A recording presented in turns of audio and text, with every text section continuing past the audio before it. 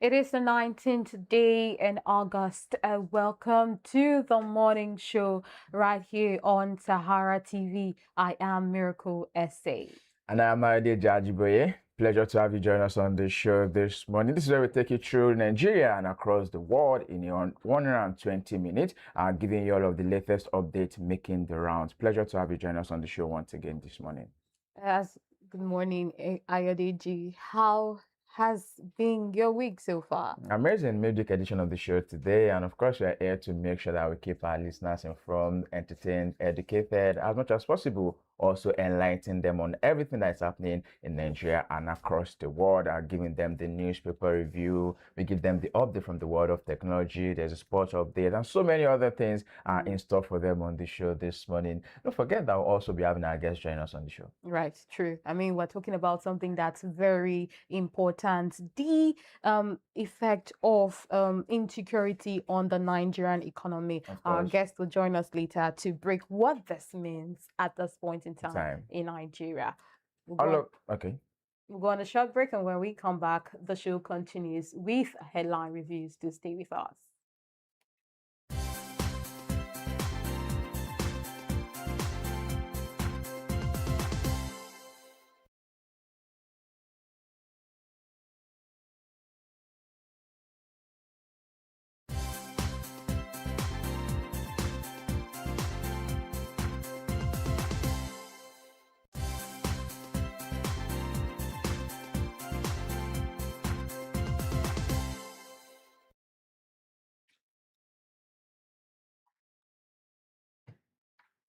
Still the morning show on SaharaTV, and now we go straight into taking a look at some of the top stories that made it to the front pages of the major editorials this morning, starting off with the Guardian newspaper.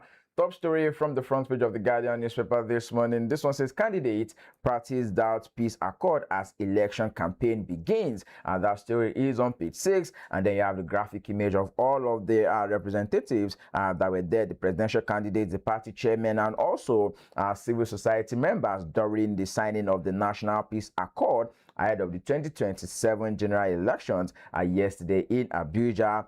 Top story from the front page of the Guardian newspaper this morning. And just beneath the nameplate, you have the story that says 2027 INEC projects over 100 million registered voters to deploy 1.4 million ad hoc staff. And lastly, from the front page of the Guardian newspaper, this one says Ezekwesili budget task federal government on £746 million UK port deal review, fiscal transparency. And the story is on page 6 of the Guardian newspaper. And we put forward the Vanguard newspaper. The main story says high hurdles before candidates and parties. A couple of riders to the story. We're moving away from that to insecurity in Nigeria. Now 24 killed and many injured in fresh plateau attack. And still on the Vanguard newspaper this morning, high cost of cement.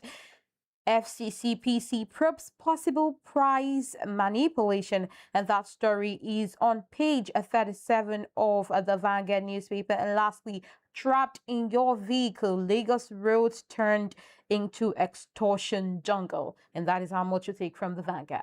Other stories this morning from the front page of the Daily Sun. Our top story says Jonathan faults APC governors' involvement in Osun poll. Couple of writers to that story. One says 6 new rules for off-cycle elections. And also from the front page of the Daily Sun this morning, FCCPC probes price manipulation in Nigerian cement market. And also bringing you update. This one says 24 killed in fresh plateau attacks get mass burial. Right after that story says ADC condemns killings, women protest. And up next is the Daily Trust newspaper. FCTA begins demolition as encroachment spreads. And still on the Daily Trust newspaper, Atiku absent as parties, a candidate sign peace accord. And lastly, on the Daily Trust newspaper, immorality, Dati Baba Ahmed replies Shure. And to the front page of the Nigerian Tribune, our top story says UK raises concerns over vote buying. NBA warns of Beavers challenges ahead of 2027. One of the writers says Police warn against forceful takeover of local government secretariats. That story continues on page 3 and 25 of the Nigerian Tribune. And just above the nameplate says NDLEA destroys 301 billion naira worth of cocaine, heroin, opioids, others in Lagos. That story is on page 6 of the Nigerian Tribune newspaper. And lastly, this morning, this one says Nigerian inflation drops to 15.43%. Food prices remain high month on month. That story is on page 7 of the Nigerian Tribune newspaper. We put forward the Punch newspaper. Tinubu Obi, others sign peace pact as campaign begins today. And still on the Punch newspaper, 36 states budget jump 47% to 40 trillion naira capital spending falls. And that is on page 19 of the Punch newspaper. Federal government, the state council share records 3 trillion naira in July. And finally, on the Punch newspaper, salary crisis. NLC warns a fresh health sector strike, and that is on page 7 of the Punch this morning. I will move forward to bringing you update from the front page of the Sahara Reporters. This one says UAE suspends all trade financial transactions with Iran. Still on the front page of Sahara Reporters, police arrest transformer vandal found unconscious inside transformer after electric shock in Enugu. And lastly, from the front page of the cable, this one says FAAC FG states LGA shared 3 trillion naira in July, highest allocation under Tinubu. And up next is the cable still, where we bring Tinubu to party candidates. We may exchange jobs, but don't weaponize ethnicity and religion. We move forward to the Premium Times, where we're taking a top stories this morning. Tinubu Obi and Showore others sign peace accord ahead of 2027 elections. And still on the Premium Times, 2 shot as troops foil attempted mass abduction in Zamfara.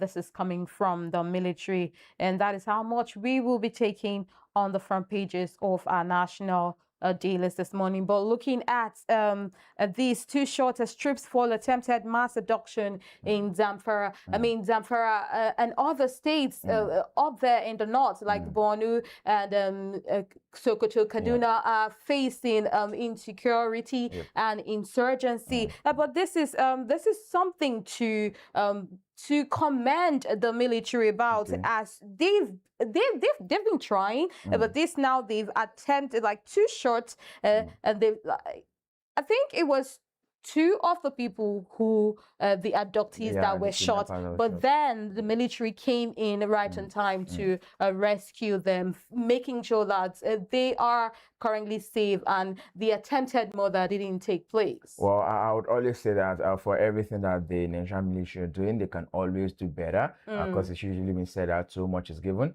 much is also expected. There's a lot of expectations on their shoulders, and one thing that they just have to do is to make sure that they continue to show up, and then, if possible, show off to Nigerians and the whole world at large. Because just as we're talking about it in the course of the show this morning, a lot of money has been spent in the last 6 months of the year. Yes, the first quarter and the second quarter. So that is about 252 billion naira, if I'm not mistaken. So a chunk of money is being put into making sure that Nigeria is safe for every one of us. And as well, I also like us to talk about something that's been trending in Lagos State in the last couple of weeks. Should we say months and weeks now? And just a couple of hours ago, the Commissioner for Environment and Works, Tokunbo, came out and said that they will be putting an end to car spotters in Lagos. And it's a very, I don't want to say, it's very sad that one person has to come out and say, look, if the government are saying that they don't want car spotters, what you have to do is to change the way you have been doing it. I mean,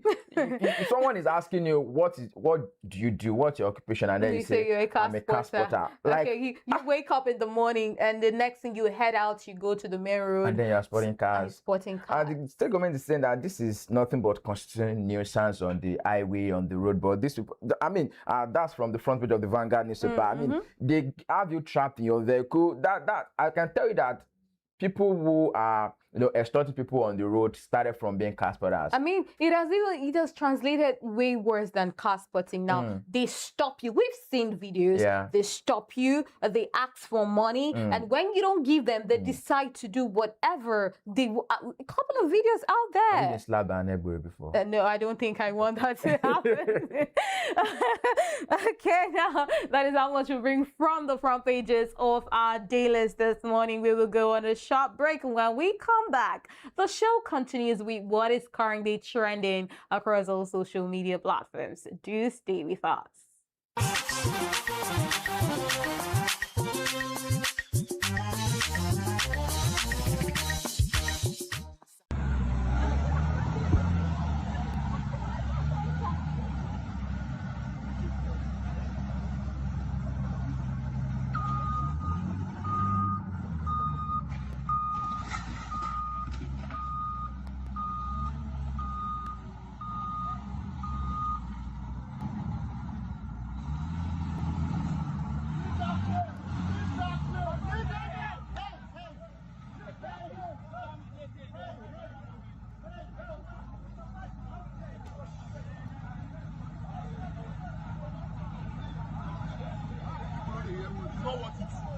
Bro, even them.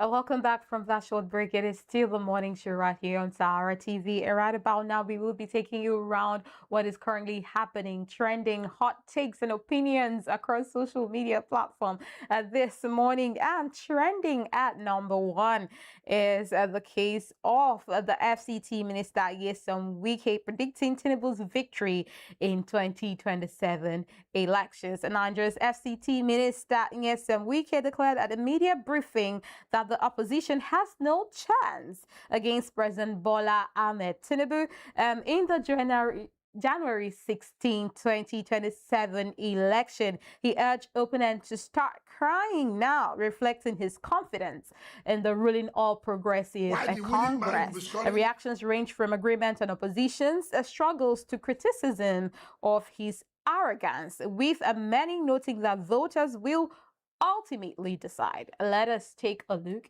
at this video. The election, even if I'm so bad, I didn't do well during my time. For example, why the winning man will be scoring 500 something thousand, second person will be scoring 400 something thousand, the third person will be scoring 17,000. A party that a former governor just recently. Come on. Then when it gets to the national election, that's when the party will win there. Try. Yeah, try. Please, we shouldn't be counting about all this guy. They know. So the only thing they can do now is, as usual, start crying. But if it is to win an election, no. It's not on the card at all. The opposition cannot. Maybe after now, then they start planning and put their house in order. But if it is this 2027 election against Bola Ahmed Tinubu, no, forget it. It's over. We just saw the video of the FCT Minister Nyesom Wike declaring at a media briefing that the opposition has no chance against President Bola Ahmed Tinubu, and this has caused so many reactions from social media. We'll be looking at a couple of those reactions now, and we are taking a tweet from Founding Father Dollars, and it says the only reason he's still there bragging about how APC will win the forthcoming presidential election election is because of how fragmented the opposition has become. Truth is, if the opposition fails to come together, there'll be no pathway to removing Tinubu next year. We're taking a look at another tweet from Akonji, and it says, strategy failed in Osun State. A time to bark and hope it works. The opposition are the people, and we have being disregarded for too long. And lastly, from Okonga Olufijabi, and it says, I'm glad he is still saying this on national TV so that nobody will say that he has been quoted out of context. All right, moving on away from that right now, the gossip, the giggles, and as well as the backlash, definitely bringing you top trends. Now, going on to trend number 2. This one is from Nollywood actress Doris Ogala, who has declared bid to run for the Abia State governorship seat. Lots of controversy. This one is definitely generating across social media right now. Let's take a look at this video for more context.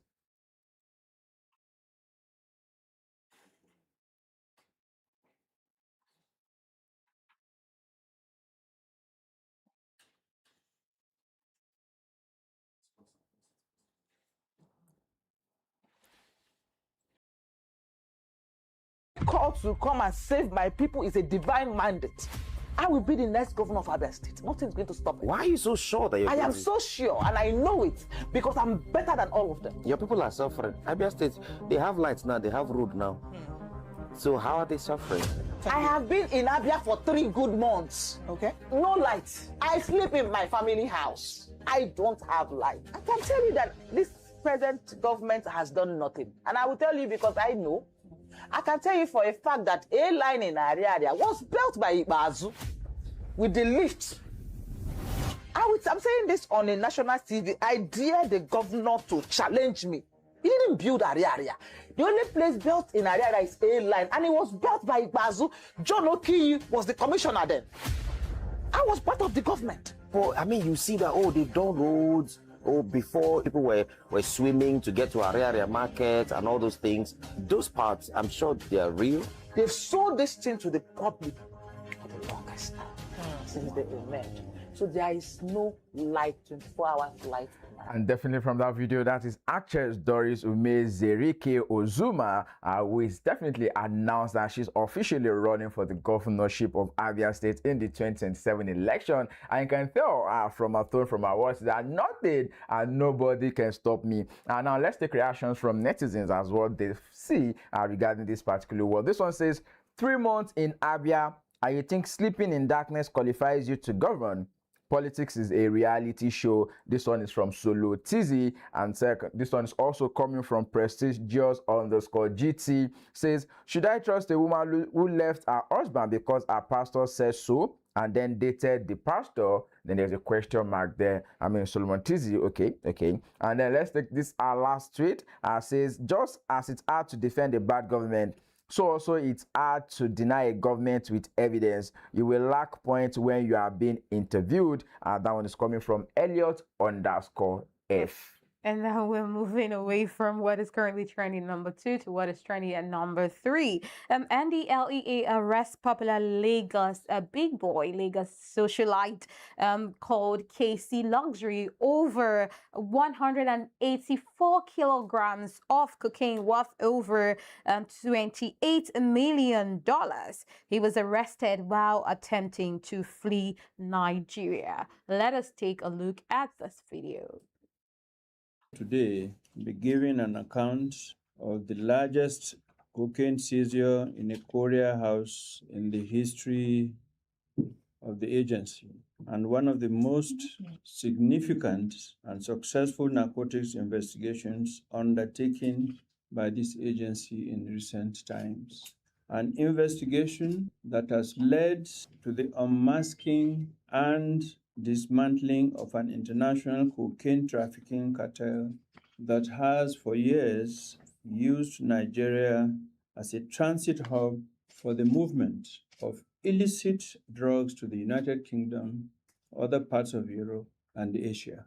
This operation began with the interception by our operatives of a consignment of 184.50 kilograms of cocaine with a street value of approximately 27.7 million United States. 184 kilograms of cocaine worth over $28 million. That is a whooping sum of 39 billion naira. That is definitely a huge amount. And now we are taking reactions from people on the internet reacting to this at this point. And we are looking at a tweet from Tuchel. It says, one day we'll stop platforming thieves, criminals, and scammers, and instead pay attention to those who worked hard to have a successful career. I will take a look at another tweet from Mark Amazer. It says, if you had questioned the source of his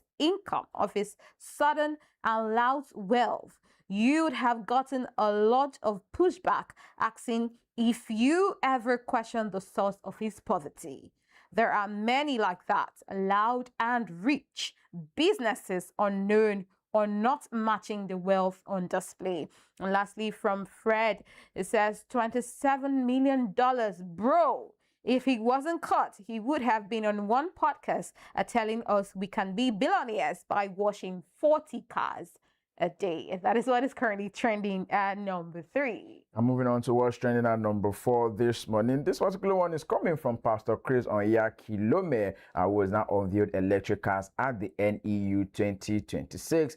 The founder and president of Christ Embassy, Pastor Chris Onyakilome, has unveiled the range of electric vehicles under the Sion brand, with another pastor, Bolaji Dowu, describing development as evidence of the church's growing influence. These vehicles were unveiled during the New Economy Unveiling 2026. Let's take reactions from netizens as regards this.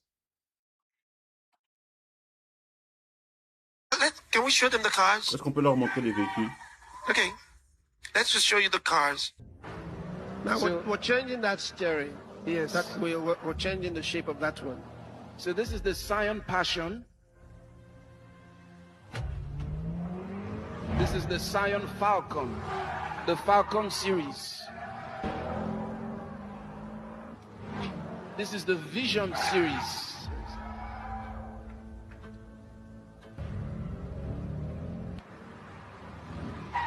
This is the Vision Coupe. This is the OG series. OG there means of God.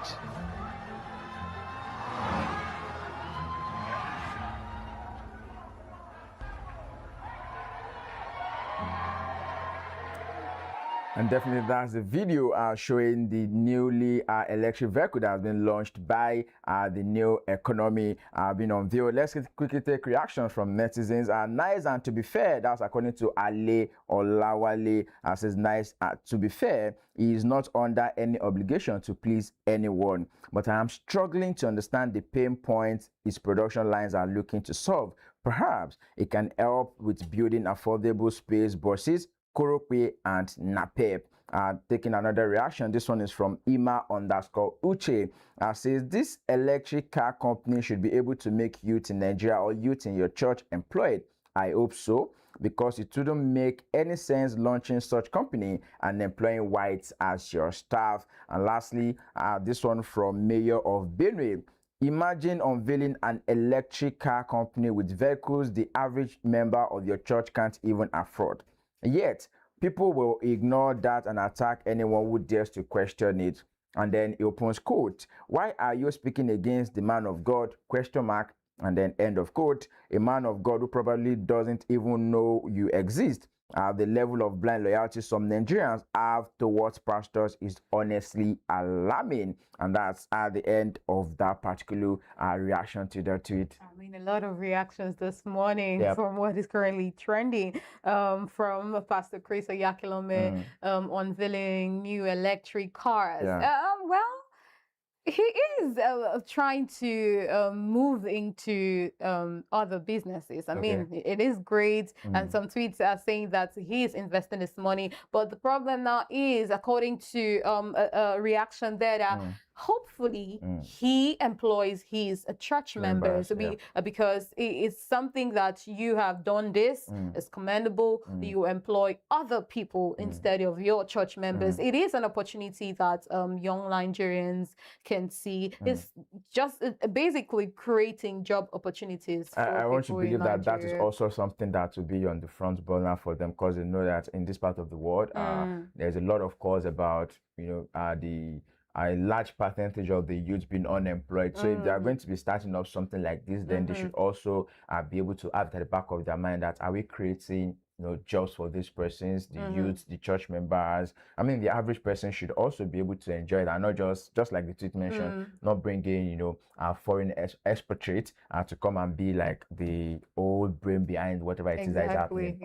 Let us also talk about NDLEA arresting KC Luxury for over 184 kilograms of cocaine. That is what, about 39 billion naira. That is, I saw tweets on social media saying that that's like the largest amount of cocaine that NDLEA has ever captured from seized from one individual. And he has been flaunting his wealth. I mean, socialite, Lagos big boy. And some persons on social media are reacting, saying this goes to say that you do not necessarily know where one is getting their wealth from. So you don't have to pressure yourself because you don't have money now. While I saw that particular post yesterday, and the minute I saw the chairman of the NDLEA, Bubamara, come out to do a press conference, then I already know that, look here, there's no going back on this one. If I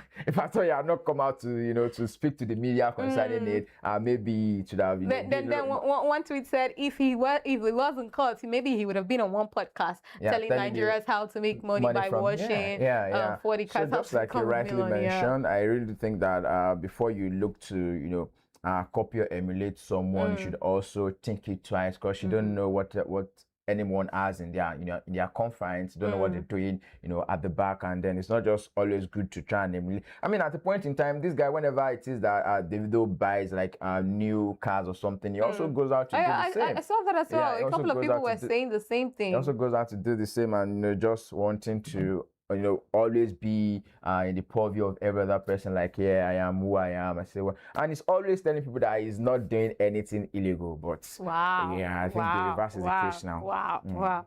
And that is how much we are taking from what is currently trending across all social media platforms and dominating the internet at this point. And we will go on a short break, and when we come back, the show continues. Do stay with us.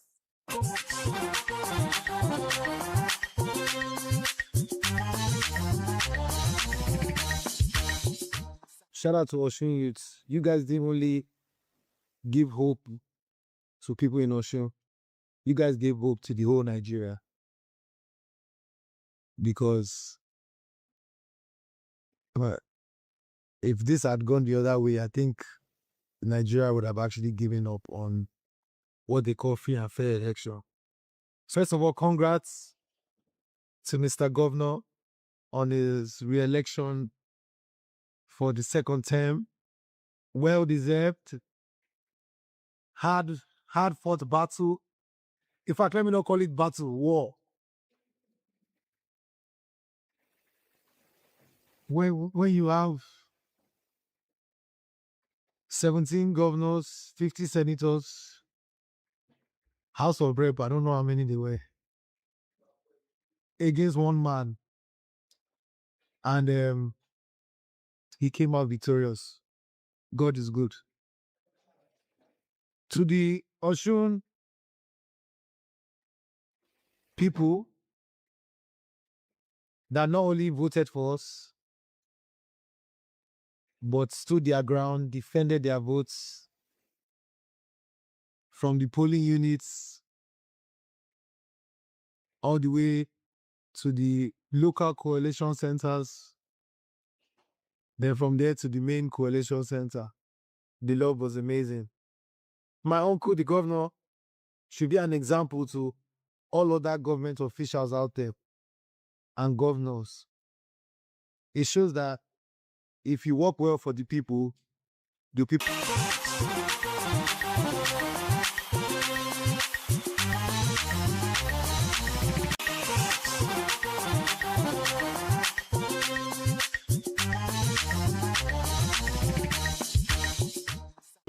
Record me and play it to him. Let him hear.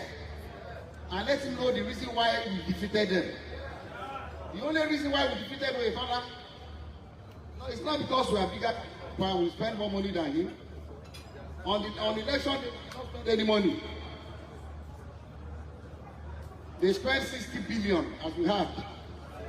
Some places they bought votes for as high as 50,000 naira for one single vote. On the day of the election, when I heard the kind of money they were spending, I went back to my little corner in my room and I knelt down and I prayed to God. I said, God Almighty, please let people collect their money, or let them still vote for Demola Adeleke.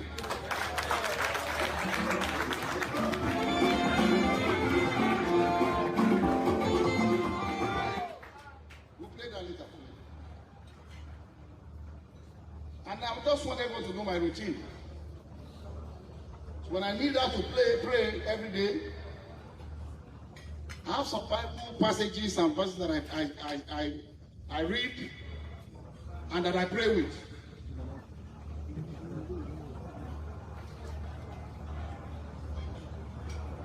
And this is part of my testimony.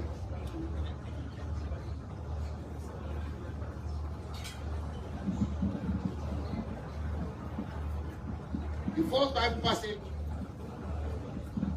that I read every day when I go on my knees to pray can be found in Isaiah chapter 41, starting from verse 10. And when I finish, I will today be giving an account of the largest cocaine seizure in a courier house in the history of the agency, and one of the most significant and successful narcotics investigations undertaken by this agency in recent times.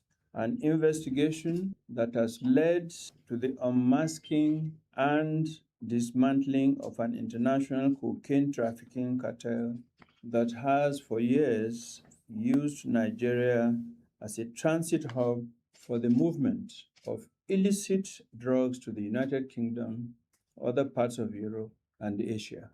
This operation began with the interception by our operatives of a consignment of 184.50 kilograms of cocaine with a street value of approximately 27.7 million United States dollars, or 39 billion.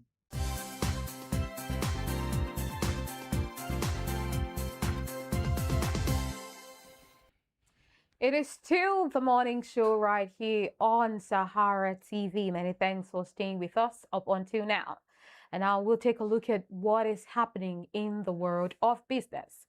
We begin with stories from the United States, where the United States Coast Guard, USCG, has lifted a 12-year condition of entry, COE, imposed on vessels calling at designated Nigerian ports before proceeding to the United States.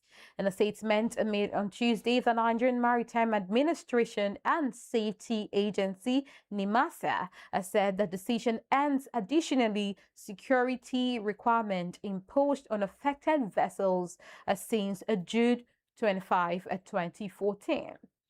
Adegboyega Oyetola, Minister of Marine and Blue Economy, said the decision affirms Nigeria's progress in strengthening maritime security and implementing the International Ship and Port Facility Security, that is ISPS code. He also said the government would sustain efforts to ensure Nigeria remains a safe source, secure and competitive destination for international shipping. And in other news, the Federal Competition and Consumer Protection Commission, FCCPC, assessed preliminary findings from its investigation into the cement industry that suggests possible price manipulation in the market. The findings are contained in a 40-page field report compiled after a 3-month cross-border study by the Commission's Anti-Competitive Practices Department, ACP.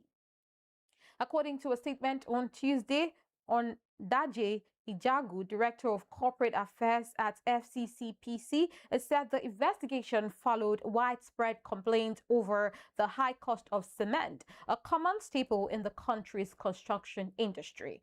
As part of the investigation, the commission said the ACP examined cement marks in Kenya, Tanzania, South Africa, Egypt, Morocco, and Algeria, considering factors such as the availability of limestone, population, production capacity, and domestic consumption. And lastly, from the world of business, the Naira on Tuesday appreciated further against the dollar in the official foreign exchange market to a 5-month high of 1,343 naira, following increased market activity and rising external reserve. Data published by the Central Bank of Nigeria, CBN, shows that the naira strengthened by 6.22 naira as the dollar was quoted at 1,343 naira on Tuesday, representing a 0.46% appreciation from the 1,349.54 naira quoted on Monday at the Nigerian Foreign Exchange Market, NFEM. In parallel market, also known as the black market, the local currency steadied at 1,410 naira per dollar on Tuesday. The gap between the official and parallel market rates widened to 4.99% from 4.52% on Monday. And that is all that we will be taking from the world of business. The show continues as your DJ take us through the world of technology. Moving straight into the world of technology on the show, this one will start off with a story coming through from the home front, saying after years of losing ground to point of sale POS agents, automated teller machines, ATMs are making a comeback as transactions volumes rise while POS volumes declines. In the first quarter of 2026, Nigerians made 438.6 million ATM transactions, up by 6.6% from the previous year, according to data released on Friday by the Central Bank of Nigeria, CBN. These changes could redraw Nigeria's cash access network. POS agents spent years filling the gaps left by scarce and unreliable POS, becoming the preferred way for millions of Nigerians to get cash. With an estimated population of 237 million, and Nigeria has about 1 POS terminal for every 20 people, compared with 13 ATMs per 100,000 adults in 2024. That's according to the World Bank. The Nigerian's cash crisis in 2023, triggered by the CBN's currency resign and cash withdrawal limit, turned POS agents into a crucial part of the country's cash network. But a new set of CBN rules is changing the operating environment for both channels. Moving away from that story this morning, Meta has now launched AI Academy Nigeria in partnership with the Federal Ministry of Communications, Innovations and Digital Economy, FMCIDE. It's 3 million technical talent 3MTT program at the National Center for Artificial Intelligence and Robotics, NCAIR, and Robotics Artificial Intelligence Nigeria, RAIN. The program will provide Nigerian developers, startups, students, and early career professionals with practical AI training, technical development opportunities, and support for startups. The AI Academy Nigeria will run through 3 streams: the AI skills development, a startup pitchathon, and a developer bootcamp.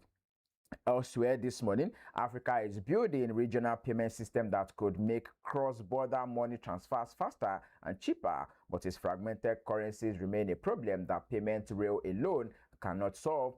The continent is said to have more than 40 currencies, many of which are not directly convertible, forcing banks and payment providers to rely on settlement banks, correspondent banking, and pre-funded accounts to move money between the markets. But the payment infrastructure is only part of the problem. According to regulators, it's been said that licensing and settlement is Africa wants to reduce its reliance on hard currencies such as dollar and also make intra-African trade cheaper. Lastly, from the world of technology on the show this morning, the federal government has now introduced the National Digital Cloud Policy to make Nigeria a secure and competitive hub for digital infrastructure in West Africa and Sub-Saharan Africa.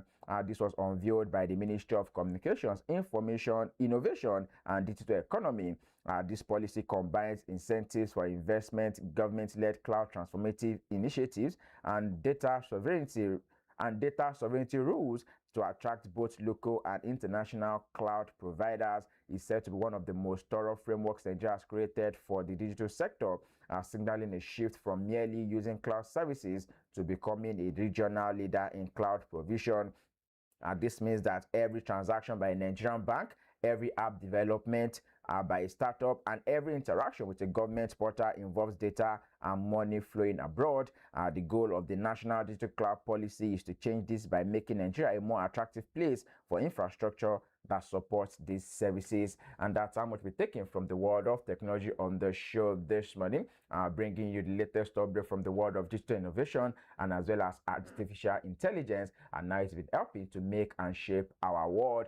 We proceed with the show this morning while we bring on our guest for the guest segment, talking about the cost of insecurity in Nigeria 2026. Stay with us as we move on.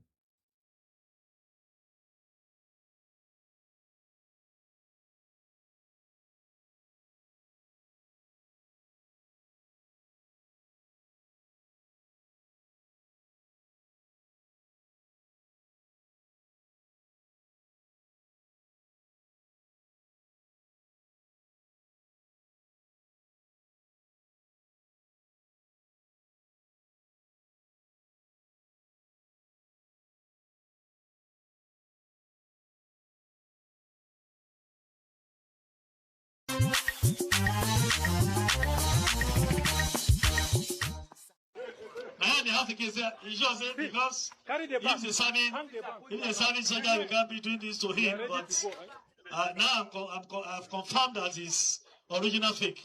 I'm from Niger State. Where do you live? I live in Kotoko Barrack, NDA 2 battalions. Are you a soldier? No. What are you doing there? I'm the barrack boy. My father is soldier. Your father is a soldier. So why are you like this? My brother is soldier. They posting me to our barrack, but in there they shoot down for notice. In there on medical for 44 hospital. I come wear in uniform to go toll gate and do escort and follow some our soldiers. They are stay for our barrack.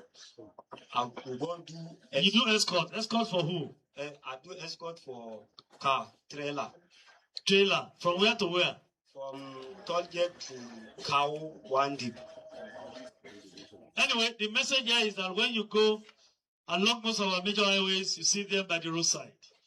They are on illegal duty. You can even see this one is not a serving soldier. It's a fake soldier. So, members of the public take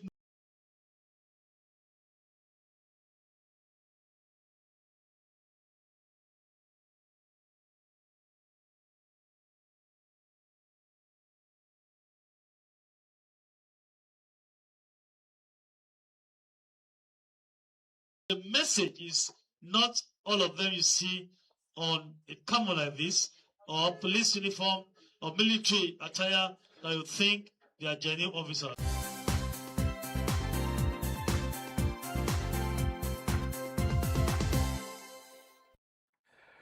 It's still the morning show on SaharaTV, and now we'll go straight into our guest segment where we're bringing you up to speed with the latest happening in Nigeria. Don't forget that in this segment of the show, it will be time for us to talk about the actions, the inactions of government. We'll also be talking about individuals that make and shape our world. We'll take a look at some conversations that really matter to us as Nigerians. And today on the show, we'll be talking about the cost of insecurity in Nigeria.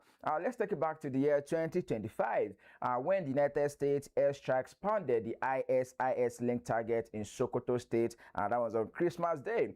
They were hailed as signs of good things for Nigeria, especially in the fight against terrorism. But then, bringing it to year 2026, just 7 months into this year, Nigeria has recorded 5,018 violent incidents, and that's nearly 4/5 of the 7,539 incidents that were documented throughout 2025.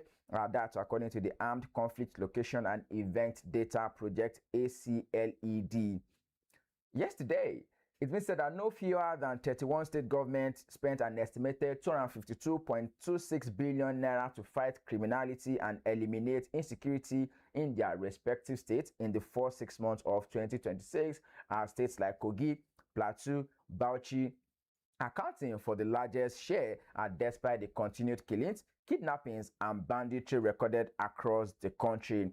This figure says so much, especially when you take a look at how much it's costing from the revenue that is being put into fighting insecurity in Nigeria. And this morning on the show, we'll be taking a look at the cost of insecurity on the Nigerian economy. And joining us to take a look at this topic of discourse this morning is Prince Olaoye Emmanuel Adebowale. Is a security consultant, a criminologist, and a behavioral intelligence specialist. Good morning to you, Prince.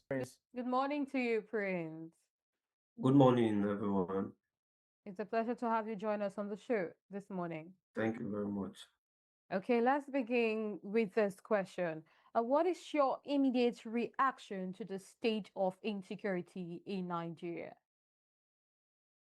My immediate reaction to the stage of insecurity in Nigeria, well, the government are trying their best, but we can do better.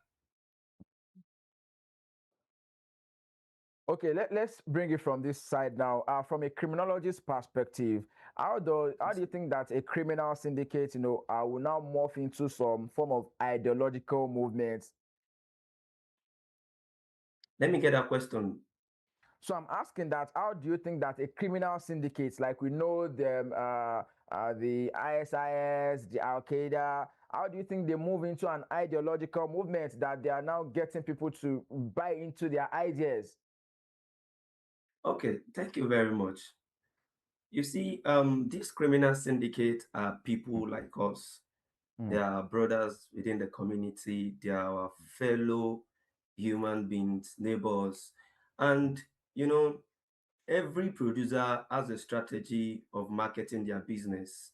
And if you see most of the people this syndicate has lured into their territory, recruited to be their members, are being attracted because of the leverage on the situation of the country, their poverty, unemployment, and some other factors to lure them into the activities. Okay, take for instance, somebody that was invited for a robbery attack, and after this robbery, you are going for a robbery. For instance, now this robbery cost about 3 point something million, and after the robbery, you'll be given 500,000.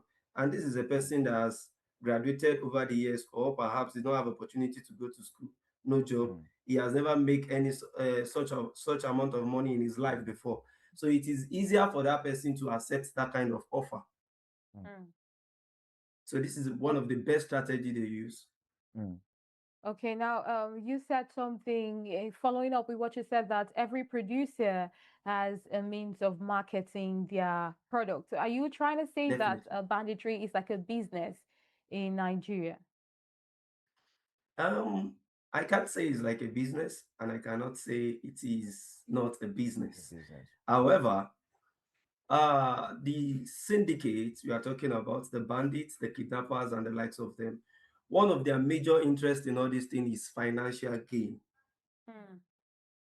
Is financial gain. That is one of their major interests in these activities. And the more they perpetrate their crime, the more they kidnap people, the more they kill people, the more they see money. And for them to continue in these operations, they need to attract attentions of people that are ignorant of their identity, to build up their team, to expand their coast, and to keep on their operations. Okay, now you said something about Let's bring it into an hybrid now. That if an operation is going to be carried out like a robbery operation, it means that these people already, they kind of like know themselves, they are familiar with themselves. Now how difficult is it for traditional security forces to now get to be able to defeat them? I mean, nip it in the bud before it escalates into a widespread situation. It's not difficult for Nigerian security agency to defeat them before it becomes escalated. However, most of these things, Nigerians are coming up thanks to the President Tinubu, Asiwaju Bola Ahmed Tinubu. He's doing a lot of job in restructuring of Nigerian security system. I wrote something sometimes around last year, behavioral intelligence, about behavioral intelligence. It has to do with call tracking. Anytime there is a conversation, a strange conversation, this has to do with a synergy between the network provider, the Department of DSS, and the Police Intelligence Department to monitor Nigerians' calls. Any strange calls that is not usual communications between people that has to do with criminal activities, they can easily get them through that process. However, we are coming there. Maybe in the future the government can look into that. And you see, when a crime happens, it is easier for Nigerian government to track and trace the patterns of the crime to know how it's been carried on and arrest some of these people. So it's not a problem at all for them. Okay, all right. Following up with what you said that President Bola Ahmed Tinubu is doing a lot in combating insecurity, but we're still seeing insecurity in Nigeria. We saw the case with Plateau on the papers this morning and even Zamfara. So how do you assess this? He's doing a lot, but we are still seeing insecurity right as of today. How do you assess this? Do not let us forget that crime is part of the society. Without crime, there is no society. And but that it would take me to be reduced. It definitely can be reduced. And if you check the rate of kidnapping in recent time between this July and August, you will notice that drastically kidnapping case has become reduced. And that is an evidence that the government is not just folding their arms or spending excessively or recklessly on security structures. And that will take me to the main questions, main topic today, the cost of government on insecurity. I heard you mention government has spent 31 states has spent about 252 billion naira. A billion naira, yeah. Billion naira in 6 months. Yeah. However, as a criminologist, my stand is not on the amounts that have been spent on insecurity. My concern is whether our security expenditure is being informed by crime analysis or risk assessment and measurable outcome. Okay. Are you getting me? Yes. Government has a duty and responsibility of protecting lives and property. So they will do everything in their capacity to make sure security become a thing that every Nigerians will benefit. And we are looking at these costs on a feasible cost because there is visible cost, there is invisible cost. We are calculating the visible cost, and that's the figure of amount of money the government have spent on this security. And we are ignoring the invisible aspect of it. The business are closed up because of insecurity. The farmers that does not have the opportunity to farm because of insecurity. And families have paid ransom because of insecurity. These things are costs. They are cost of insecurity, but we are not seems to look at it from that angle. All we are looking at is the money government has. Security is not cheap. Now, let me quickly bring you in on this now. Just as you mentioned about the cost of combating insecurity in Nigeria so far. Don't forget, I will also mention that in the year 2026, the data is showing that the deaths are reaching 73% of last year's total in just 6 months. Now, from a criminologist perspective, I mean, why do you think that this top tier gadgets that have been purchased, the drones, the aircraft, why do you think that is not translating to safety on the ground? Sorry, the network break in between. Can you please come again with Okay, that so I'm question? asking that based on the data that is available, the money that is being spent, and even the rate at which the debt from insecurity has gone up by about 73% in the last 6 months of this year, 2026. I'm asking that from a criminologist point of view, or should I say perspective now. Why isn't this top tier, gadgets like the drones, the aircraft, how is it not translated into safety on the ground for Nigerians? Okay, thank you very much. I would like to mention something. There is difference between security spending and security intelligence. Okay. When we are spending on security without crime analysis, we might likely not get the results we want. Okay. And that is why criminology is very important in every governance, because they are the ones to map the crime and the patterns. Okay, if you are spending, take for instance now in Lagos State, one of the major problems we are facing in Lagos State is one chance, hijacking, street robberies, and the likes of them. Now, if we are investing on security, buying gadgets, buying instruments, buying patrol vans for security operatives without analyzing the patterns of crime, it's more or less like we are just wasting money. Okay. So we need to understand the source of that crime, then we can know how to fight it. Okay, going back to what you said that we have been looking at insecurity from the visible perspective. You talked about the invisible perspective, the small scale traders, the small scale business people. Now, how deeply has this affected the small scale business people, and what are the implications? Honestly, this is not just about small scale business alone. I think sometimes around last year, one of the owner of this big club in the East said he wants to move his business from the East to Lagos because of insecurity. So this is not just a problem of a local man or a rich man. It's a problem of Nigeria generally. And it has really affected Nigerian economic system because many people are afraid to establish business.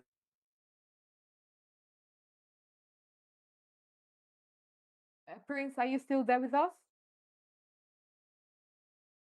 Okay, we just listened to Prince talk about how this has gone beyond being something that affects the small scale business people. It also affects the big business owners as well. And okay, Prince, are you there with us?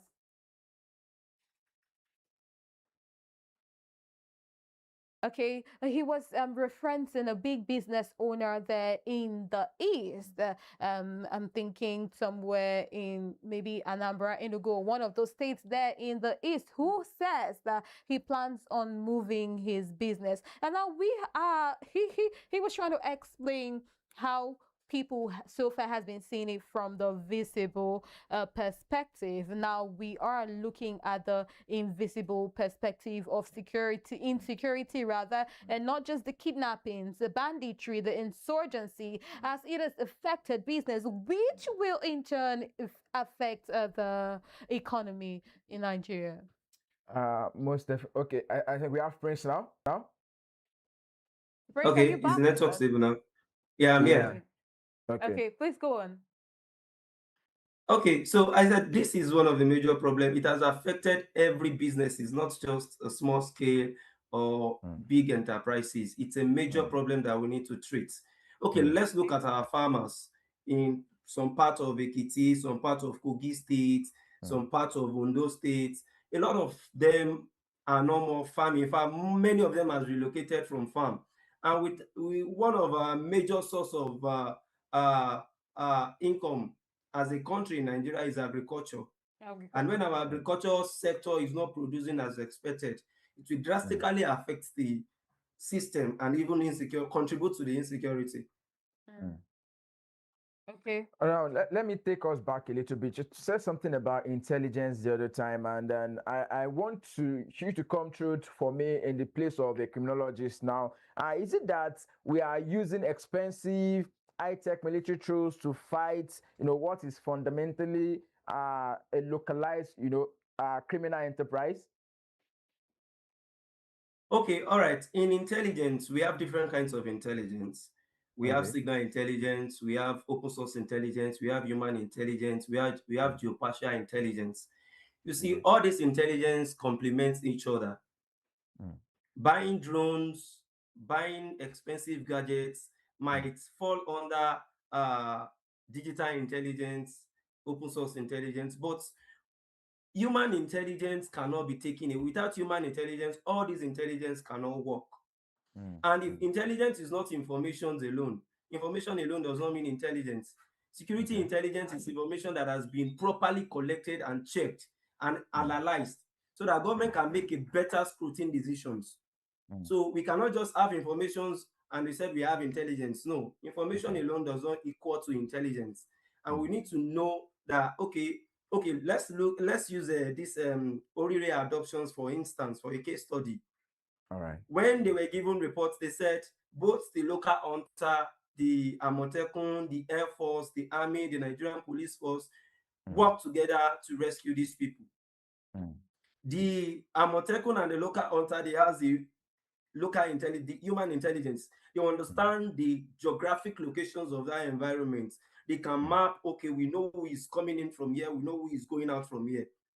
Why the Nigerian Air Force can deploy their digital intelligence, use their drone, fly their helicopters to do the mapping and comping of the environment. Why the Nigerian Army has the ruggedity, Nigerian Army and the Nigerian Police has the ruggedity to, Nigerian Army has the ruggedity to face the threats and engage them. And Nigerian Police has been trained intelligently to understand human relations and these things. All of them now come together. And that is why we will see the success. Orire Adoption Rescue is one of the most fastest and efficient rescue that has happened in Nigerian history. But it took over 50-something days. Yes, that's why the fact that it took over 60 And you say it's one of the fastest. Yes. Okay. When we are talking about this community, okay, where is Chibok Girls today? The student that was kidnapped in Kaduna, where are they today? So if we are talking about this mass kidnapping and organized crime, Orire can still be categorized as one of the effective one. Because all this intelligence complements each other, then we have a better result. Now, let's talk about ambitions and reality now, Prince. The federal government has set an ambitious goal of building a $1 trillion economy by 2030. Now, the big question is, can a nation that, realistically achieve this double-digit growth while there is still insecurity in the land, draining production, human capital, and even mobility? Yeah, you can see, like I said earlier, in the last few months, the rate of insecurity, insurgent kidnapping especially, has reduced drastically. And for a government to set a target for themselves, they have idea and a procedure to take. Hopefully, they want to invest more on security. You can see recent time, the Nigerian Police IG, Inspector General of Police, Olatunji Rilwandisu, is emphasizing more on state police and is working tirelessly to make sure that state police becomes a reality. And existence of state police will complement the federal police, and the rate of crime will eventually become reduced drastically. So by so doing, we can achieve this figure.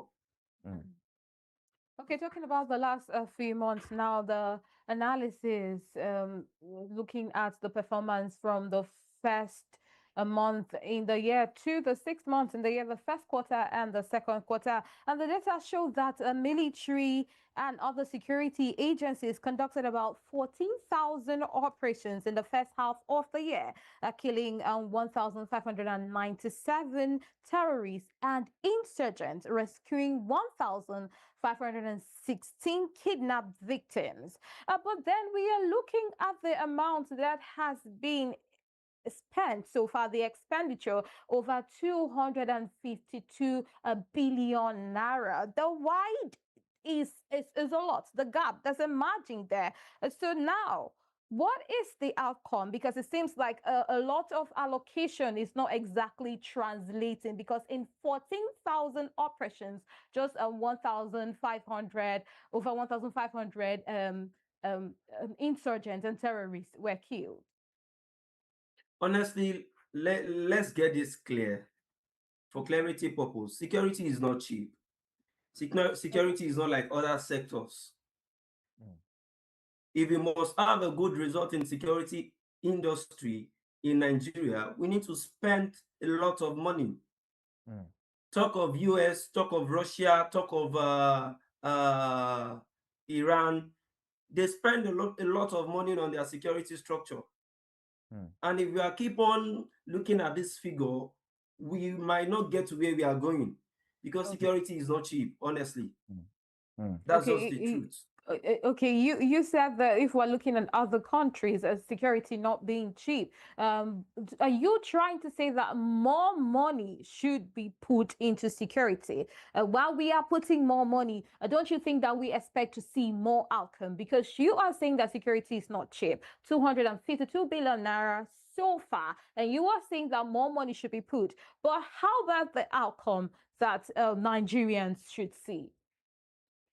Okay, like I said earlier, we are not just if we are spending without intelligence involving, without considering criminological aspect and analysis, we might end up getting no results. The amount of money spent so far is still reasonable to Nigerian security structure. However, we can do better. If we are spending more, we need to consider some criminological analysis perspective. And that is why I said some time ago somewhere that Nigerian government needs to consider establishing a board for criminologists graduates in Nigeria. They are intelligent. These people can help and complement Nigerian security efforts by mapping and analyzing the state of crime. And this, by so doing, we can have a reasonable results for amount of money we are spending into security. It will not just be that we are spending money without having an expected figure or results from it. So we must be careful not to confuse spending more money with becoming more secure.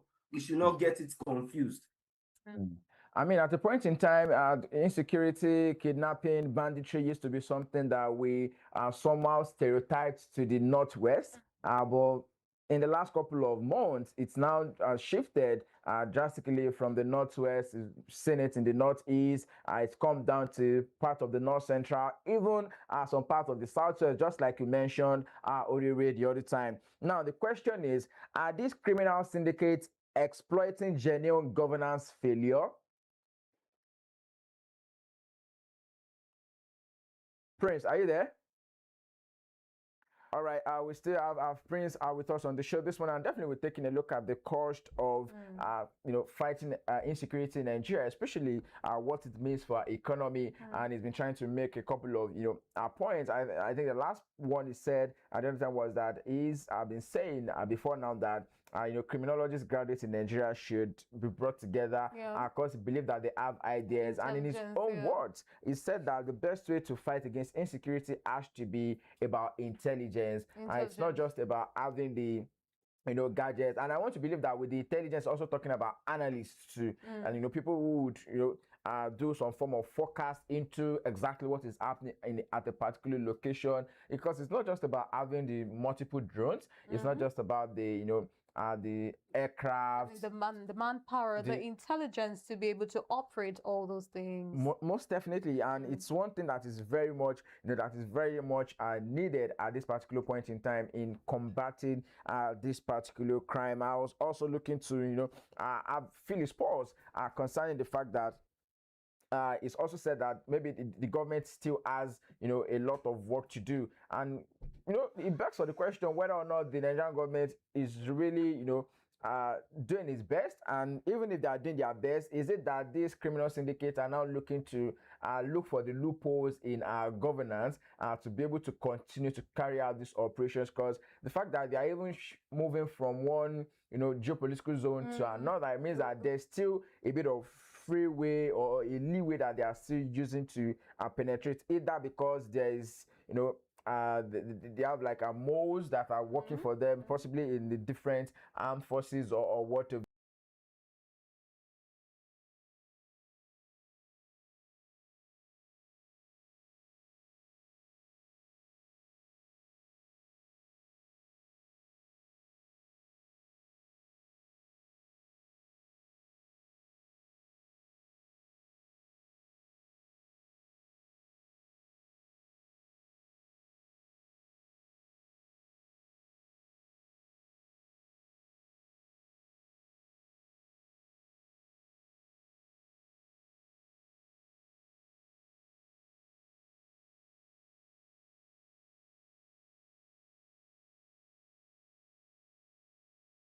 lives they are taking, their properties, their source of livelihoods. And now we were also talking about agriculture being one of the important sectors in Nigeria. But people are running away from the farm. Now you see what I'm talking about. Food insecurity. We also have to put that into the view.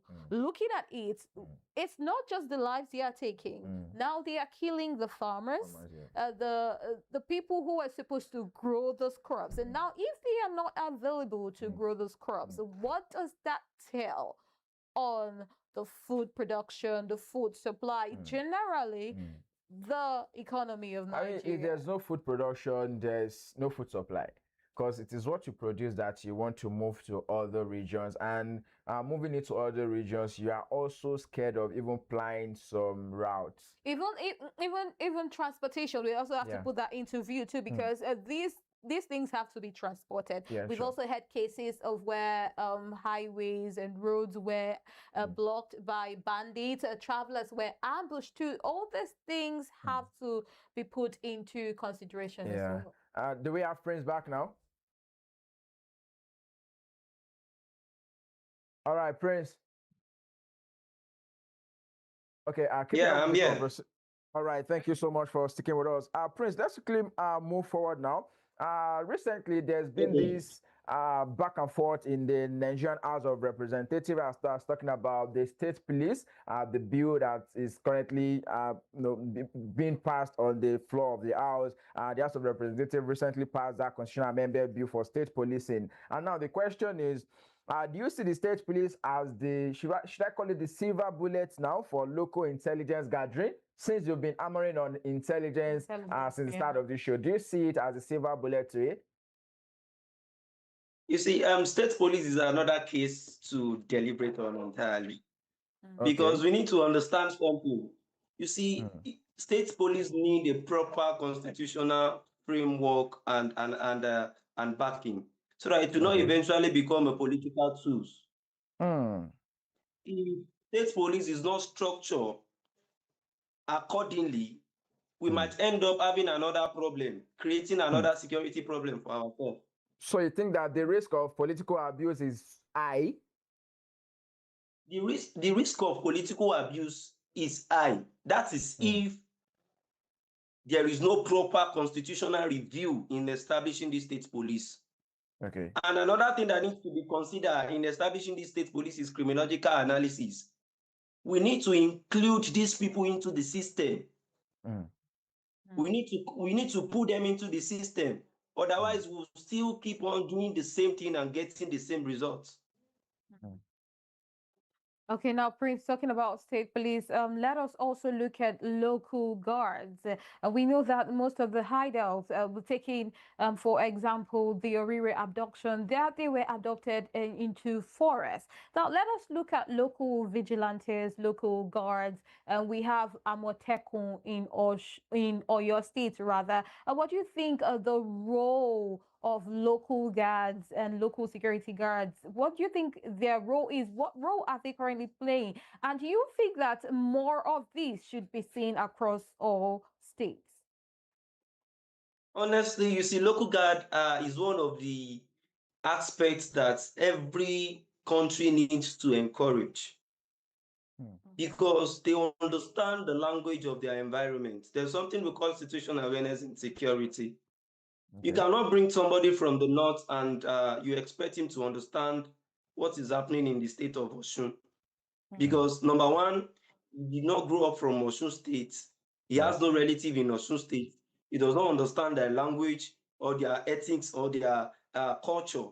But talking of somebody in Osun State, born and brought up in Osun State, deployed to Osun State, the same local jurisdictions, he understands their culture, he understands his people. So this set of people are best way to work with when we are talking about human intelligence, because they understand the language of their people, the language of their land.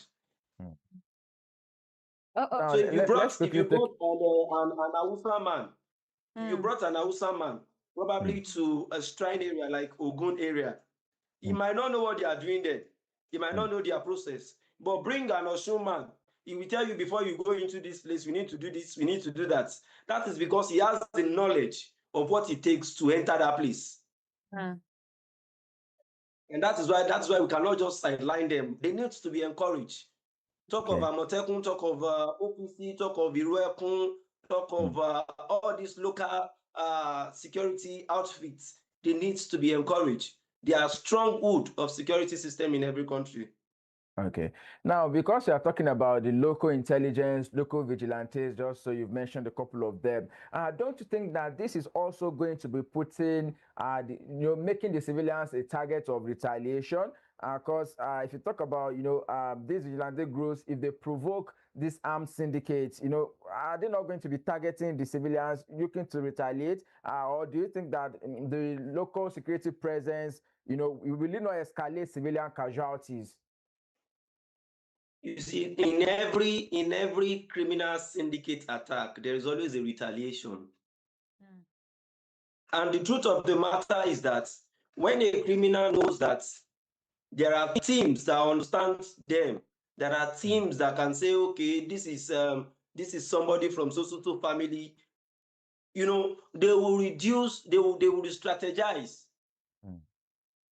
They will strategize, and their mode of operation is going to be their level of operation is going to be reduced, because they understand that the security system of Nigeria has changed. Many of these criminal syndicates are operating because they know that the security officers that are after them, many of them did not know who they are, so they have the confidence to confront them to do anything. Okay. But once they realize that, oh, if these people see the tribal mark in my face, it knows that I'm from social town. If this person see if he hears my language, he knows I'm from so town. They will definitely re-strategize and think another way. Okay, Prince, now let's go back to the analysis of the fiscal performance from the first quarter of the year to the second quarter. I mean, we've been talking about the money, 252 billion naira so far, and we have three states. We have Bauchi State, we have Plateau State, and we have one other state that's ranking at the top, that is with 34 billion naira spent so far. Now, the total of the amount is 80 billion, over 80 billion naira. And now we have other states that are the core, the center of this banditry. We have like Borno, we have Zamfara, we have Sokoto, we have these other states. But the total, Bauchi, about 7 states, thereabouts. But the total money they have expended on insecurity, handling insecurity issue, is about 50 billion naira rather. How do you assess these discrepancies? I mean, there are states, we are putting forward Bayelsa state that spent 17 point something billion naira, and compared to Borno state that has reduced from 9 billion naira to 8 billion naira, where the banditry is happening, the heat of it. How do you assess these discrepancies? You see, that I will still take us back to what I've said earlier. Security spending without intelligence, we have no results. Okay. The government might think having more cameras on the streets is the solution to the security problem. Having more drones, buying more patrol vans, buying more ballistic vests and the likes of them is the solution to the security of their states. However, if their intelligence structure, if their local intelligence and criminological analysis is not well solid, we will have this figure and we will keep on asking questions. Where are they spending this money to? Because we have failed to understand, okay, before we make any expenditure, we need to understand some facts that, okay, what security challenges are we facing? What problem are we trying to provide solution to? You see, we know the security challenge we are facing. For instance, kidnapping. Now, how do we provide solution to it? What strategy are these kidnappers using to adopt their victim? If we don't analyze this gap, we will end up spending money without results. Okay, imagine a suspect, imagine a syndicate of kidnappers luring people through bus transports, community transportations. And now we now put camera on the streets. You know, their victim will enter their vehicle conveniently, and they will succeed in that operations, and that camera will still capture the vehicle as a transport vehicle within the states. Then we'll now ask the questions: how did it happen? So security expenditure without proper intelligence and criminological analysis will yield no results. The Nigerian government, the state government, needs to consider criminology and security graduate as a body and include them in their policy making system. Then we can properly fight the insecurity. Okay, thank you so much, Prince. Before we wrap things up this morning, let me quickly talk about, you said something about the border, like moving victims from one place to another now. And let's see it from this angle that outside of the forest operations, we know that this group, they rely on black markets, arms trade, formal banking. They all even have telecommunication channels just to collect the ransoms that they get from their victims and what have you. Now, I want you to take us through what do you think is the critical gap in the financial intelligence in Nigeria and also our border control? Huh? I didn't get that question very well. Can you rephrase? So I'm saying that what are the critical gaps in the Nigerian financial intelligence and border control? Okay, you see, Nigerian financial intelligence system, actually we are coming up thanks to the former president, the late President Muhammadu Buhari, that makes BVN and NIN a compulsory thing for bank accounts opening. However, we can do better. The banking sector needs to improve in their intelligence so that some certain amount of money needs to be investigated on their day in, day out. However, most of these kidnappers does not do with banking arrangements. They deal with raw cash. So by the time they share the money and move to bank, it will be like normal regular business. But they make calls. I don't know if you are getting my point. They have their communication channels, and that is why I mentioned something earlier about behavioral intelligence through call tracking. Okay. And this has to do with our network provider. It has to do with our network provider. We can get the information of these people through this communication. However, technology has evolved. There are other communication tools that does not need to do with any network provider at all. And they can be in Canada and still be talking to somebody in Nigeria. So that is to tell you the level at which technology has evolved. So Nigerian government needs to do better. We need to spend intelligently. We need to spend intelligently, honestly. All right. All right. All right, thank you very much, Prince, for joining us on the show and sharing your thoughts on the cost of insecurity on the Nigerian economy. It was a pleasure having you join us on the show today. Thank you very much. All right, just listening to Prince tell us his thoughts, share his views. He is a criminologist and a behavioral observer, how he has shared his thoughts on the cost of insecurity on the Nigerian economy. But one thing I noticed that he placed more emphasis on is that the government, the Nigerian government, should look out for young criminologists, graduates there from universities, because they do have more intelligence, the technical know-how, and enough manpower to operate these this, like you said, those drones, the equipment. It's not about having them. It's about knowing how to operate them and the intelligence that is needed to operate them. I mean, to say that it was so much, emphasizing on human intelligence a whole lot during the course of the conversation speaks a volume about the level at which we use this intelligence in this part of the world. Because to him now, it does feel as though we are not exploring that part too much. Rather, we are investing in. Fine, the investments are good ones, just like you rightly mentioned. I also opine that they are not even doing enough. That if they really want to combat this thing, they need to, spend more money. Because if I'm going to take us back to the issue that happened in Oriri, and that's to talk about human intelligence. I could recall that it was being said that there's a particular woman that has been selling food to this the terrorists, like days before they carried out the operation. So let's assume that this woman has a bit of technical know-how, some form of intelligence to know that, look here, these persons are different in this area. But then, human nature, maybe when she saw them, they were patronizing her, she's making an unusual type of sales in that particular period, and then she feel like, oh, maybe these people are heaven sent, not knowing that they are there to cause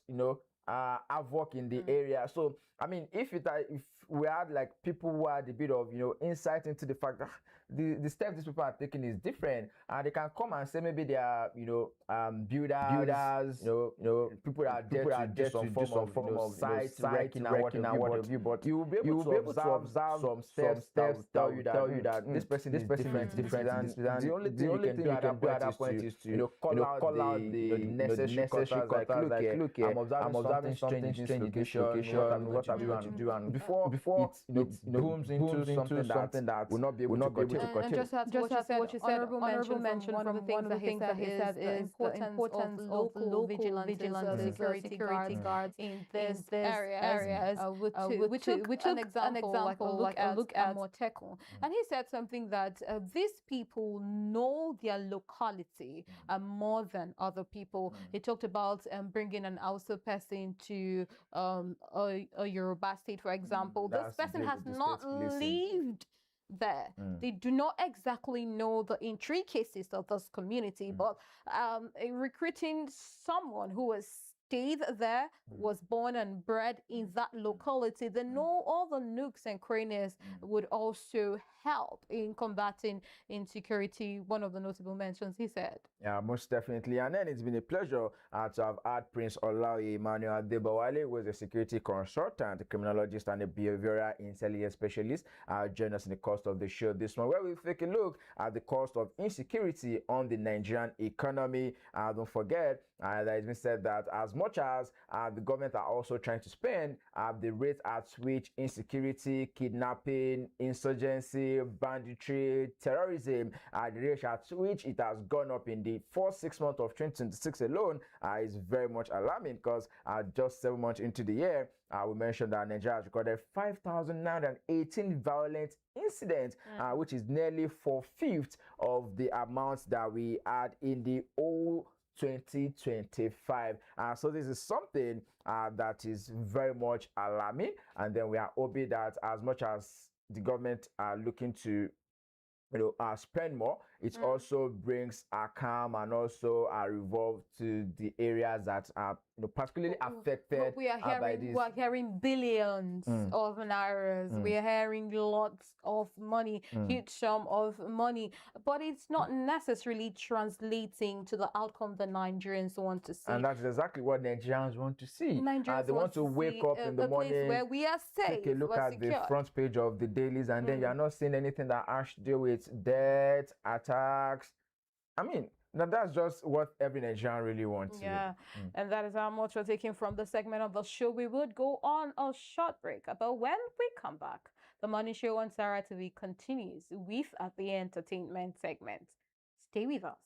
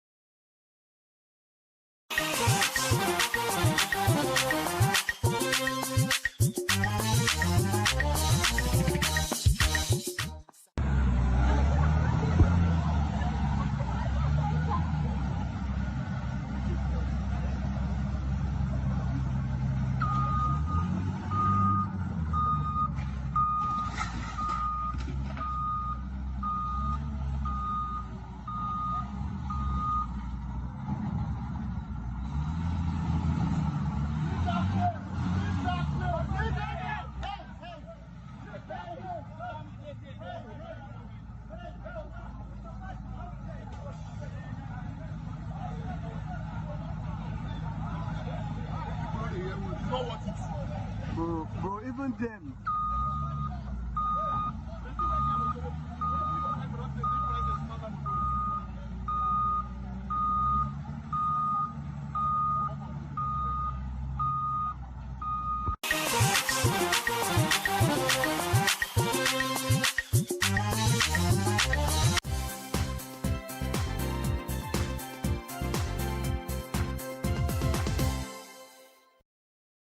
Welcome back. It is still the morning show on Sahara TV. Many thanks for staying with us up until now.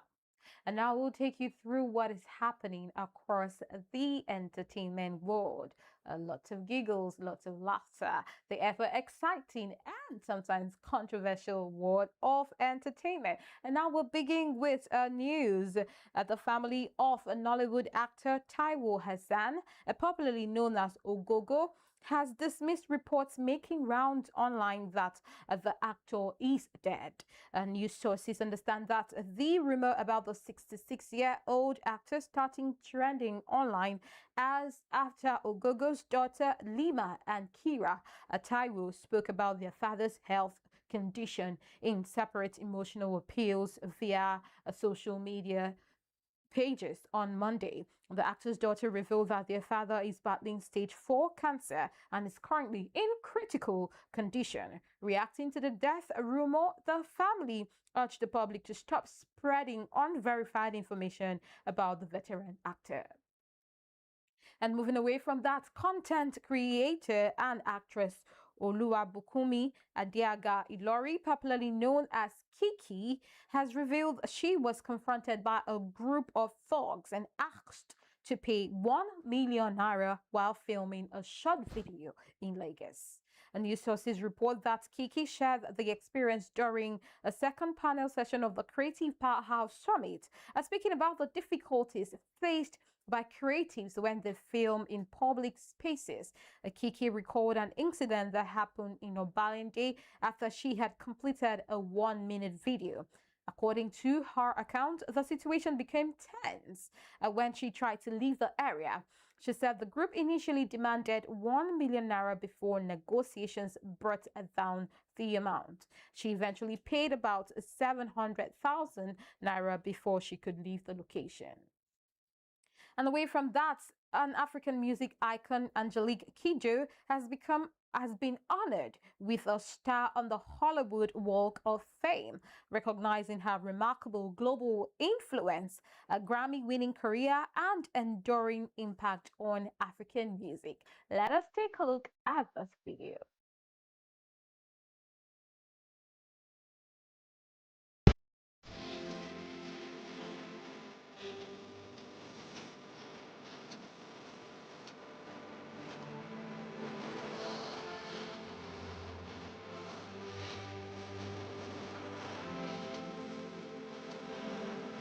He received the prestigious star in the recording category, becoming the first African musician and first Black African to receive the coveted Hollywood Walk of Fame honor.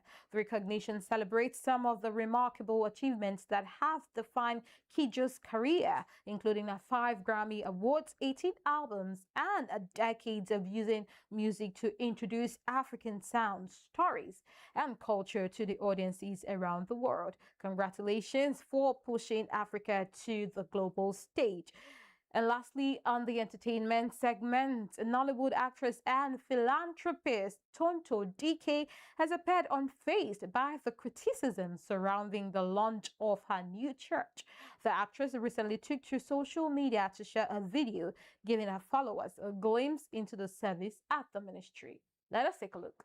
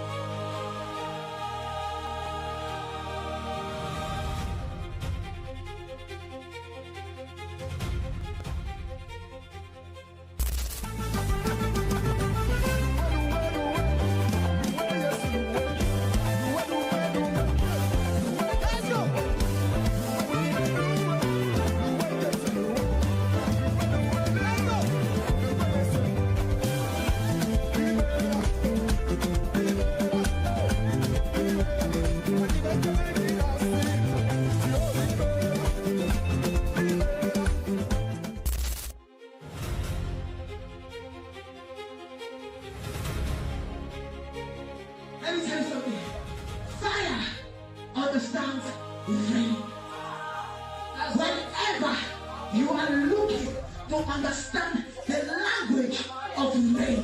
You must be able to produce fire. You cannot walk on this earth without fire. You cannot exist without fire because your fire is your security. Your fire is what secures your brain. Your fire is what separates you. It's what sets you apart. It's what puts you on high. It's what sets your feet upon the hills. You cannot operate without fire. Let me tell you something, brother and sister. Go on this time now. If they hide, no they hide again. Babalawo, no they hide again. Cheap priest, no they hide again. Prostitution, no they hide again. Woman of God, why are you hiding God?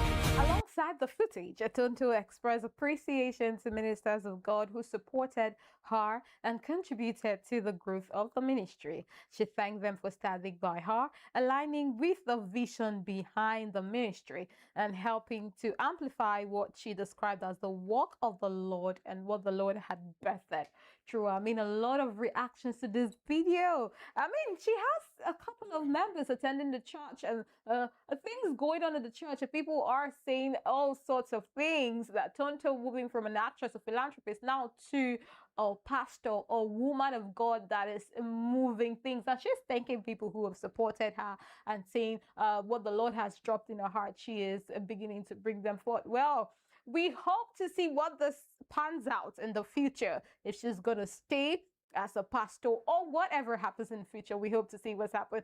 And that is how much we are taking from the entertainment segment on the morning show right here on SaharaTV. We've had a wonderful run, and that is how much we will be taking from the morning show right here, still on SaharaTV. We've taken you through Nigeria, we've taken you through Africa, even the world at large. We've brought to you business news, we've brought to you entertainment, and what's currently trending across all social media platforms. It's been a pleasure having you, the viewers, join us on this amazing run on the show this morning. I am Miracle SA. And I am Mario Ajiboye. Once again, many thanks to have you join us on the show right from the start. It is very minute, taking you through the world, taking you through Africa, taking you through Nigeria. And don't forget that we had a riveting conversation concerning insecurity in Nigeria and what it means for every one of us, especially the cost on the Nigerian economy. And of course, being able to take you through the world of technology and letting you know everything happening in our space. Don't forget that you can keep track of this update and more by following us across all social media platforms. We are live on Facebook, live on X, and live on Instagram at SaharaTV, and you can watch us live on YouTube at SaharaTV. Like, share, subscribe to the channel, turn on post notification so you can be the first to know whenever we go live right there, and then you can be a part of this amazing community, SaharaTV. And don't forget that after now we'll be bringing you up to speed with the latest happenings in the world of sport as well. Sahara Sports 101 will be coming up next after now. Do stay with us.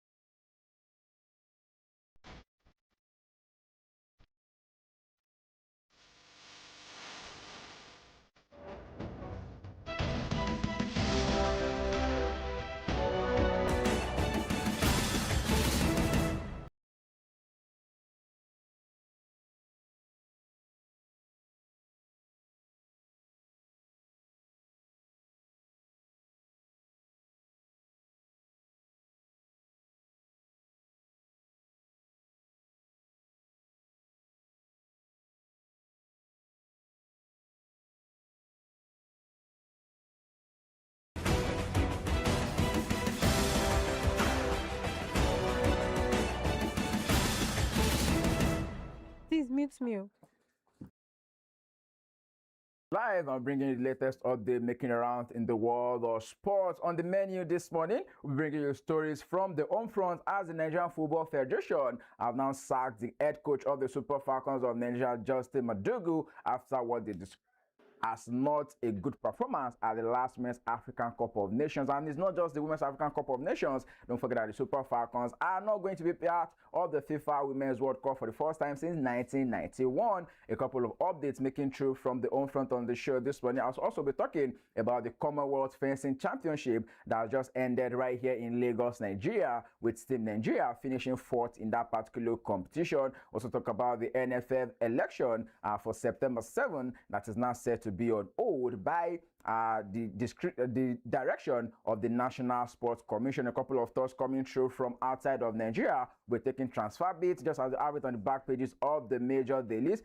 Big updates coming through from the world of transfers that Manchester United are now looking around Brighton and over beyond midfielder Carlos Baleba. And yesterday it was also confirmed that Rodri has now joined Barcelona away from Manchester City. Harry Kane is also discussing contractual terms with Bayern Munich over a possible extension if he's not going to be leaving for free come next summer. A couple of other updates from the world of football and especially from Bayern Munich is that there's now been a statement released by Yamal Musiala just after he has now collapsed twice in 3 days.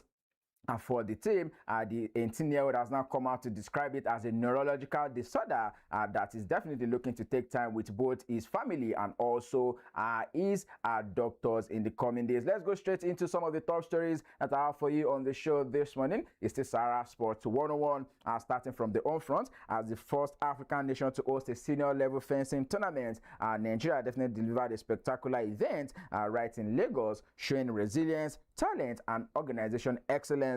Nigeria finished fourth overall, a remarkable achievement for the host nation. The star of the tournament was 17-year-old Ogenegaren Osieva Thompson, who made history by winning Nigeria's first ever international gold medal in fencing and also adding to the triumph. Nigeria's debutant wheelchair squad contributed significantly, securing the majority of the silver and the bronze medal. In total, Team Nigeria amassed 1 gold, 5 silver, and 18 bronze medals in the course of the tournament. India emerged as the undisputed champion, claiming 25 gold, 20 silver, and 18 bronze medals. England secured second place with 3 gold, 2 silver, and 9 bronze medals, while Wales edged Nigeria into fourth with a late gold in men's veteran Sabah. South Africa rounded up the top 5 with 1 gold, 3 silver, and 1 bronze medal. The championship welcomed 20 nations to Lagos, with countries including Northern Ireland, Cyprus, Australia, and Singapore all earning medals, underscoring the global spirit of the event. And at the closing ceremony, Director General of the National Sports Commission, Bukola Olopade, praised the Nigerian Fencing Federation, led by Adeyinka Samuel, for elevating Nigeria onto the world fencing stage. Moving away from that story this morning, the Nigerian Football Federation has also now dismissed Super Falcons coach Justin Madugu and the rest of his technical crew with immediate effect, just days after Nigeria failed to qualify for the FIFA Women's World Cup for the first time, and now set up a task force to investigate the causes of the failure. However, the Federation is also facing questions over whether the leadership will survive long enough to reach the election scheduled for September. And just yesterday as well, we also saw the footage of Bukola Olopade just speaking after the closing of the Commonwealth Fencing Championship, where he said that Nigerians should not be too much invested into the world of football, that as Nigerians we have other sports that we can look into, and then they should not take the outcome of the FIFA Women's of the WAFCON to heart, and they should definitely let's focus on other sports. Let's hear from Bukola Olopade before we move on in the show this morning.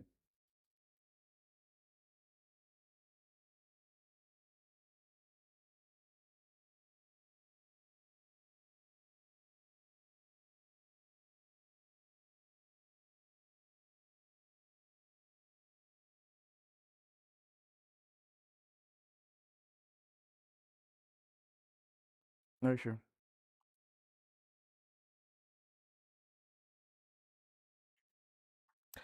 Moving on in the world of football this morning, just bringing to buttress the recent happenings with the Super Falcons of Nigeria. Let me remind you that the Nigerian failed to reach the semi-finals, missing out on one of the Africa's 4 automatic Cup places before losing 2-1 to South Africa in the playoff that was also played last week, Thursday. Moving on from that story right now, let's go away from the on front, and then we'll make a stop in the world of football, taking a stop right there in Munich, where Yama Musiala has now spoken out about his recent air scares, saying first and foremost that he is fine, but is now being diagnosed with a brief temporary absence episode that is caused by a neurological dysfunction. They are easily treatable and can lead to moments like that happened recently against Leipzig and also EDM. He says that he knows it looks scary, but there's no additional health risk. He's receiving the best possible treatment. Don't forget that in a friendly just a few days ago, I collapsed during the Telecom Cup against RB Leipzig, and the German national team player collapsed again just yesterday in a friendly match against one FC NAM. Musiala went down just a few minutes after being substituted in. He's now saying that will be missing the rest of the team preparation as they prepare for the start of the German Bundesliga. His condition is one that a lot of fans are now relating to Parkinson's. Parkinson's is that place where it's been said that the nerves that pass information and also pass dopamine to your brain stops working intermittently, which is the reason why Yama Musiala has been collapsing in recent days. Moving on now, let's go straight into the world of transfers, where it's now been said that Harry Kane is saying that he's ready to begin discussions with Bayern Munich over extending his contract with the Bundesliga champions. The 33-year-old striker has entered the final 12 months of the 4-year deal he signed after his £86.4 million move from Tottenham Hotspur in August 2023. Kane scored 61 goals in 51 appearances in all competitions for Bayern Munich last season. His company side completed the league and a cup double in the process. The England captain has also scored 98 goals in 94 games across 3 Bundesliga campaigns and has won 3 successive Bundesliga Golden Boots awards. He's among the top favorites to win the 2026 Ballon d'Or, but insisted he's focusing on the upcoming season. Still talking transfer bits on the show this morning. Newcastle United have now signed defender Amar Dedic from Benfica for about £30 million.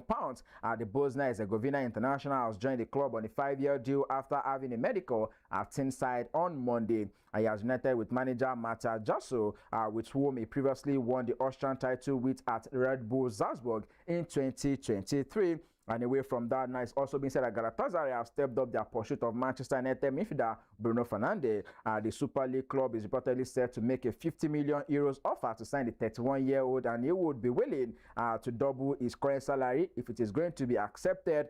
The Portugal international turned down a very ambitious offer from Saudi Pro League side Al Hilal last year and later said he felt urged by United wanting him to leave. Other updates coming through that Coventry City are leading the race to sign Chelsea winger Mikhailo Modric after the 25-year-old has not played a competitive game since November 2024 after being suspended for 4 years after failing a drug test which revealed a low concentration of meldonium, a prohibited substance in his body. The Ukrainian international could be going out on loan and a strong candidate to secure his signature. Talk about his attacking play, which will be useful under Frank Lampard. Moving away from the world of football on the show this morning, let's go straight into the world of basketball, where it's now been said that the New York Knicks are preparing for what is to come for them later this season. The New York Knicks are still basking in the glow of their historic NBA championship, but not everyone in Big Apple is thrilled about that. It's been said that Brooklyn Nets owner Just Tsai admitted in a recent interview that the Knicks title run is embarrassing to his franchise and insisted that the crosstown rivals' recent success will not alter Brooklyn's rebuild trajectory. Rounding up in the world of sport on the show this morning, bringing you updates coming through from the world of tennis, just as the Cincinnati Open has now gotten into the latter stages. World number 1 Aryna Sabalenka needed just 54 minutes to reach the Cincinnati Open 4th round, but Dan Medvedev could not hide his frustration after missing 3 match points in a surprise defeat, and Sabalenka did not force a break point in a 6-1, 6-3 win over China's Wang Xinyu. The Belarusian lost only 6 points in 8 service games and committed just 5 unforced errors to 17 winners in a composed performance. More update from the world of tennis on the show this morning is that the Venus sisters, both Serena and Venus Williams, will also be getting a wild card to play at the US Open. That is the last Grand Slam of the year 2026. We'll be bringing you more updates right here on Sahara Sports 101, keeping you up to speed with the latest happenings in the world of sports. I'll leave you and I'll tell you that by the next time we're back, with time for us to preview what is going to be happening in the world of football. Because don't remember that the 2026-2027 season is now upon us, and definitely is going to be a new dawn. Stay sporty, stay active. Bye.